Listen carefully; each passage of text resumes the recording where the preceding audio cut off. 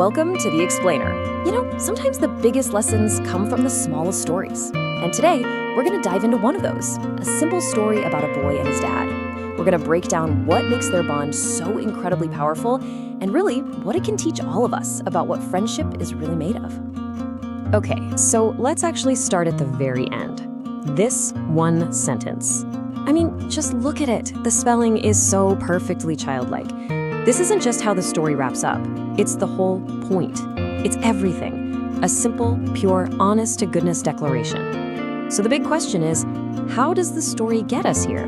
How does it earn this amazing conclusion? Well, let's deconstruct it. All right, so first things first. Every great story, every great friendship starts with the people. So let's meet our two main characters. We've got a little boy named Aban and his father, Udin. Right off the bat, the story sets up this really fascinating dynamic. You've got Aban, who is just pure energy, right? Bright, curious, always moving. But then look at how his dad, Udin, is described. It's not about being a dad or being in charge. No, he's defined as his closest friend and a great listener. Think about that. It tells you everything you need to know from the get-go. This relationship isn't about hierarchy, it's all about connection. You know how every good friendship kind of has its spot? That place where you connect? Well, for Aban and Udin, that place is the park. But here's the thing. It's not just about the swings and the grass. What really makes it their world is the ritual. The fact that they go there together every single day like clockwork. And this daily routine, it's so powerful. You can feel it. It's not a chore, it's not something they have to do. The story frames it as the absolute best part of the day. Aban isn't dragging his feet, he's literally rushing to pack his bag so he can meet his dad. That's pure excitement.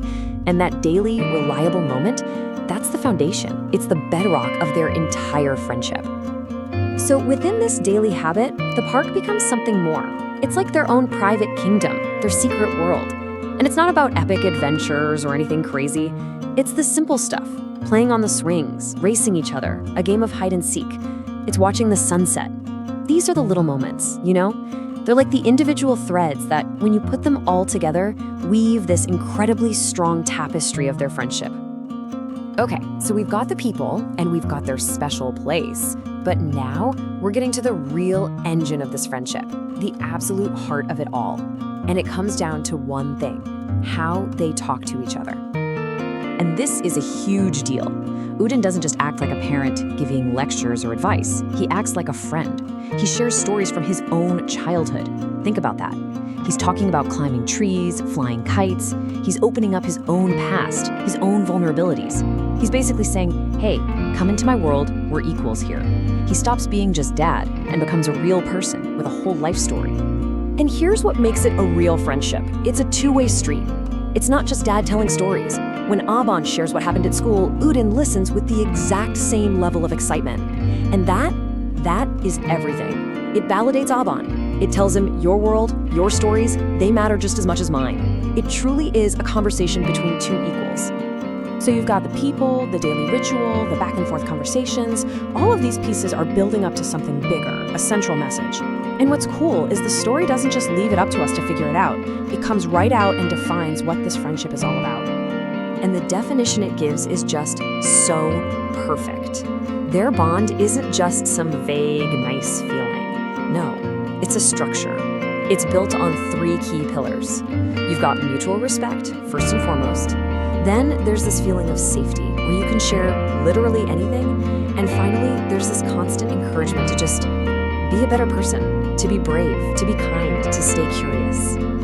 So let's just pause on that for a second. If you had to boil this whole thing down to one single ingredient, one secret sauce, this is it: respect.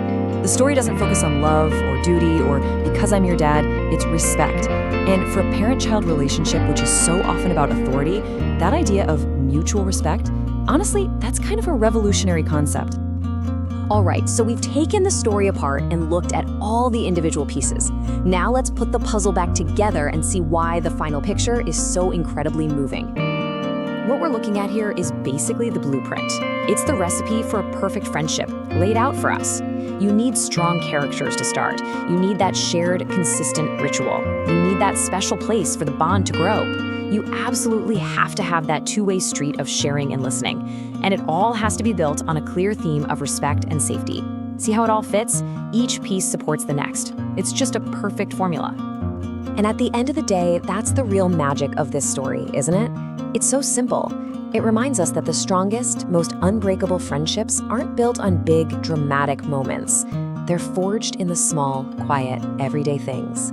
The walk home, the story you share about your day, the simple act of really listening to someone. The story finds something extraordinary in the ordinary.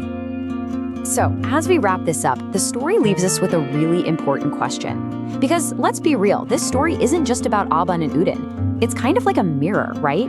It's asking